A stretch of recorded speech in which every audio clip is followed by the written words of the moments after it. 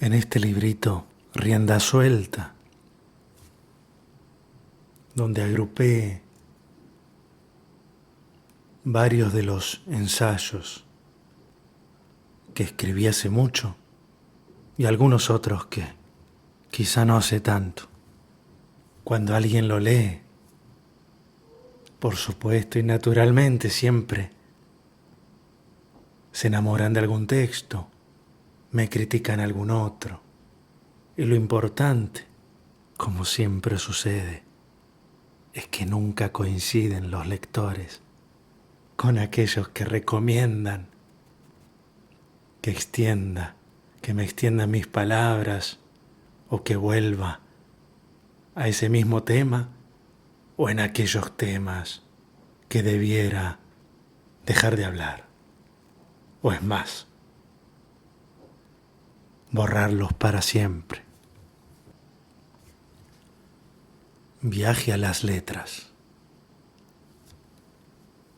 La bohemia es quizá una manera de andar por la vida como quien busca, dicho por Jorge Luis Borges, no por el agrado de encontrar, sino de buscar. Y nadie se acerca más a la búsqueda, siempre insatisfecha en el aventurero, que aquel que emprende un viaje, incursionando en la fascinación de lo desconocido. Porque, está claro, no habría motivo de ir a ninguna parte si no se sintiese una necesidad por acabar con la ausencia de alguna emoción anhelada, aunque no sepamos cuál fuera. En ese momento se me ocurre que puede aparecer el concepto de la huida de tantas cosas, pero quizá un viaje signifique no solo una partida y despedida, sino también el acercamiento inquieto con nuestro destino oculto. ¿Acaso un viaje no presupone un punto de partida que se une con otro llamado destino? Me encanta la espera en los puertos marinos o aéreos o en terminales de trenes, porque tengo tiempo para leer. Lo mismo sucede durante el recorrido espacial en sí, por cualquiera sea el medio, porque me brinda una ocasión imperdible para la lectura. Y en lo que al viaje respecta, perderme en esa sensación de tránsito donde no me encuentro en ninguna parte. A la mitad de camino entre los dos puntos o ciudades que une imaginariamente la estela de mi paso, soy un cuerpo en potencia aristotélica poética, porque todavía no llegué a ningún lado, pero ya me fui de donde estaba. En ese momento, ¿dónde me encuentro exactamente? En un avión, esa sensación de desconcierto y de aventura está muy clara. Ni siquiera un piloto experimentado puede reconocer en pleno vuelo dónde se encuentra, sin mirar el instrumental de la cabina y orientándose solamente con las nubes. Cualquiera se encontrará perdido, y perderse muchas veces significa maravillarse. Creo reconocer como objeto de estas palabras lo sorprendente de la abstracción de la realidad pequeña en la excursión a las grandes sensaciones.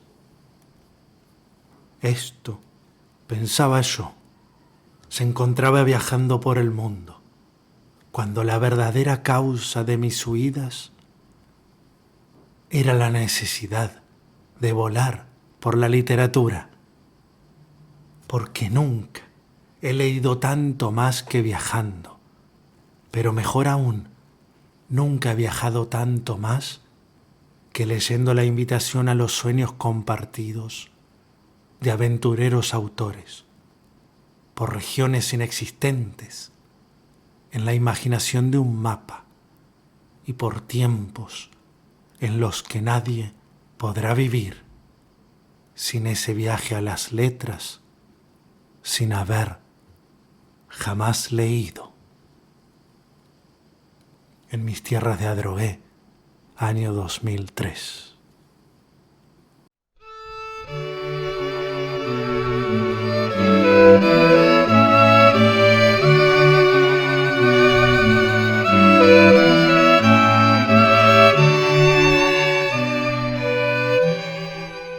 Ráfagas de aire y vida. Cada vez que despido a uno de mis libros, siento que un hijo se hace hombre buscando su propio destino. El adiós es veloz por fuera, pero eterno por dentro. Ellos saben que siempre me preguntaré qué habrá sido de su suerte, quién los habrá leído y qué les habrán respondido, porque siendo el padre de ellos, no es justo que las críticas las sufran solitariamente, sino que deberían ser exclusivamente mías.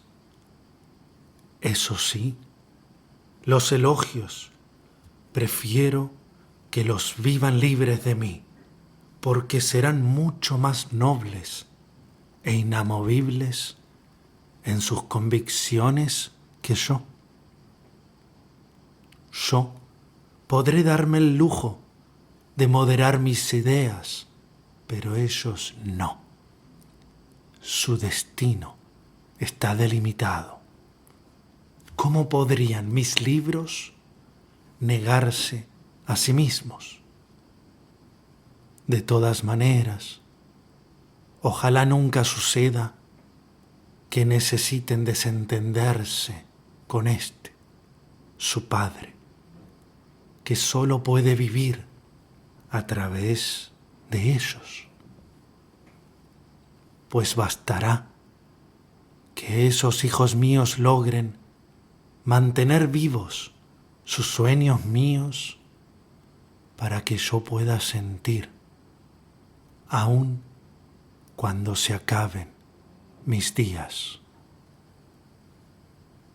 En mis tierras de Adrogué, en el año 2004.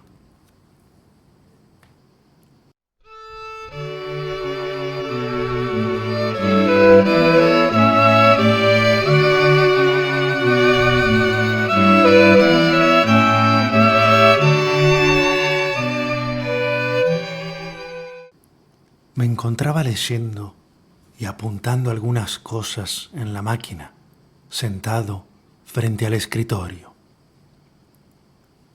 Repentinamente me sentí débil. Me senté en la cama, dejando el libro abierto, una pluma sobre un cuaderno y la pantalla aún encendida.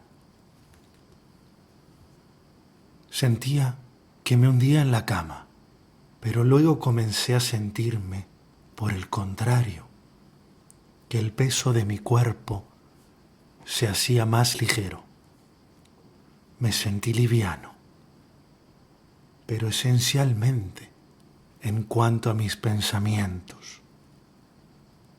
La mente pareció expandirse, como si todo mi cuerpo se transformase en un cerebro en armonía, como si cada una de mis células fueran solo neuronas ejercitando una perfecta sinopsis altamente inspirada. Es emocionante recordar ese instante de paz interior y de tranquilidad de pensamiento que acontecía, como si estuviera proyectándose en mi mente una filmación debidamente preparada para mí, donde pude ver cómo una gran sustancia iba desprendiéndose en pequeñas sustancias igualmente constitutivas. Al acercarse a la imagen, parecían las pequeñas sustancias separarse o estar separadas. Pero al alejarse la proyección de esa función, se mostraban como partícipes de un todo y siempre interconectadas. En ningún momento pude cuestionar que aquello no se tratase de Dios, porque se me brindaba indubitable, claro, puro.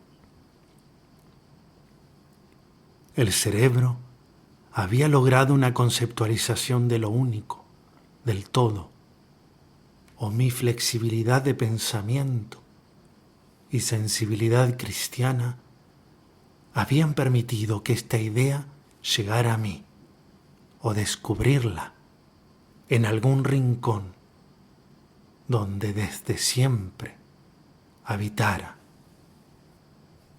El éxtasis que sentí ante esta revelación fue inmenso. Como un relámpago, regresé a sentarme frente a mi máquina y escribí en pocos minutos: somos hijos de Dios. Jamás olvidaré esas imágenes y nunca se esfumará esa experiencia, porque siempre me acompañará ese concepto descubierto por revelación. Eso escribía en Gubbio, en Italia, muchos años después de haber escrito ese pequeño texto allá en Adrogué en el 2005, al que le dedicara a René Descartes, uno de los tantos que hiciera que amase la filosofía. Este texto que escribí en muy pocos minutos, tras ese momento de inspiración, tal vez divina. Los seres humanos y todo el universo somos parte de Dios, porque si Dios es acto puro, resulta imposible que haya existido sin nosotros, pues si hubiéramos sido una creación en potencia de Él, negaríamos su esencia necesaria de ser acto absoluto. Ser parte de Él no significa ser igual que Él, sino que debemos ser pequeñas sustancias o almas, Dios en nosotros, que lo conforman. Así queda claro el conocimiento innato que me permitió desarrollar esto, o mejor expresado sería decir que Él lo desarrolló en mí. Puedo agregar que Dios no es un inventor que nos situó en el mundo para observarnos, sino que demuestro con esto que es un verdadero Padre nuestro, porque la sustancia que somos proviene de la sustancia de Él y por la cual somos sus hijos.